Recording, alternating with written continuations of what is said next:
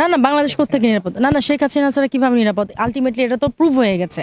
এবং এরকম যারা কথা বলে যে মানে আওয়ামী লীগকে পুনর্বাসিত করা উচিত এখন। Who the hell you people talking like this? আপনারা কে এরকম কথা বলার? আওয়ামী লীগকে পুনর্বাসন আওয়ামী লীগ দেশে আছে।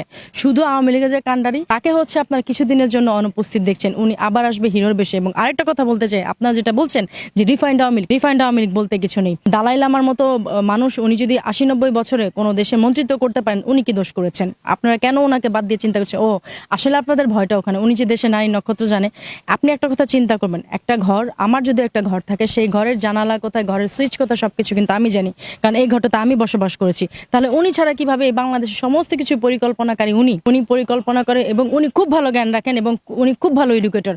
আপনি দেখবেন আওয়ামী লীগের হচ্ছে আগে একটা অনুষ্ঠান ছিল, সেটা হচ্ছে let's talk with Sheikh Hasina. হ্যাঁ, সেই অনুষ্ঠানে আপনি দেখেছেন উনি জবাবদিহিতার জায়গায় প্রত্যেক জায়গায় রেখেছেন, কারণ উনি দিতে পারবেন বলে উনি কৈফিয়তের জায়গায় রেখেছেন। সেখানে আপনার যত ইউথ পিপল আছে সবাই যেত ওনার কাছে বিভিন্ন রকম কোশ্চেন করতে, এবং প্রত্যেকটা কোশ্চেনের উত্তর উনি খুব সুন্দর করে দিয়েছেন।